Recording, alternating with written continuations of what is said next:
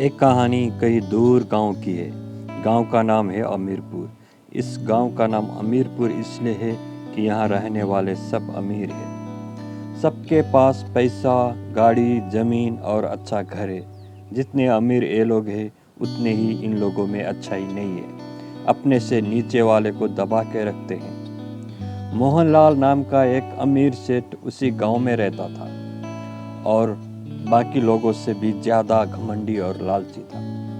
उसके पास बहुत ज़मीन था। अपने से नीचे वाले को इंसान नहीं समझता था। गांव के एक कोने में एक गरीब मजदूर रहता था, हरिराम।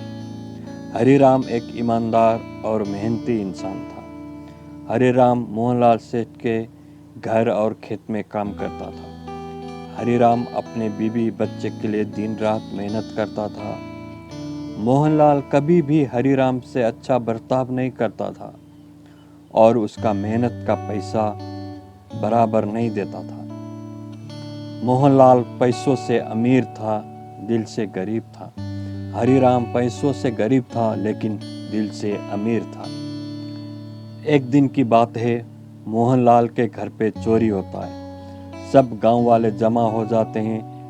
पुलिस को भी बुलाया जाता है। मोहनलाल और सब गांव वालों ने बिना सोचे समझे चोरी का इल्जाम हरिराम के ऊपर लगाते हैं। मोहनलाल ने पुलिस को बोला, इंस्पेक्टर साहब, चोर यही हरिराम है। मेरे घर में काम किया और मेरे घर पे चोरी। इसको ले जाके अच्छे से धुलाई करना, सब बताएगा कहाँ रखा है चोरी का पैसा। चोर साला। सारे गांव वालों ने भी मोहनलाल के बातों पे हाँ भरने लगे। किसी ने भी उसकी बात नहीं सुनी।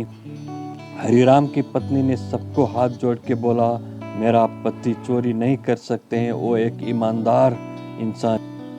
पुलिस ने हरिराम को लेके गया और हवालात में बंद कर दिया। कुछ दिनों बाद असली चोर पकड़ा गया। पुलिस ने हरिराम को छोड़ दिया। हरिराम अपने घर वापस आया, लेकिन उसको और उसके परिवार को इस बात से बड़ा सदमा लगा। हरिराम कहीं नहीं जाता था, अकेला पूरा दिन घर में रहता था। गांव वालों ने उसके ऊपर किया हुआ बर्ताव याद करके बैठा रहता था। एक दिन की बात है, हरिराम घर पे बैठा हुआ था। उसे कुछ लोगों को चिल्लाने की आवाज़ आई। वो रोड के तरफ देखने लगा तो कुछ लोग मोहनलाल के घर के तरफ भागते हुए चिल्ला रहे थे। हरिराम भी भाग के मोहनलाल के घर के तरफ गया तो देखा मोहनलाल के घर आग लगी हुई थी। लोग आग से डर के भाग रहे थे। मोहनलाल रोते हुए चिल्ला रहा था, मेरे बेटे को बचाओ। मोहनलाल का बेटा घर के अंदर फंसा हुआ था। किसी की हिम्मत नहीं हो रही थी घर के अंदर जाने का। हरिराम भगवान का नाम लेके घर के अंदर चला गया और अपनी जान की बाजी लगा के मोहनलाल के बेटे को बचाया।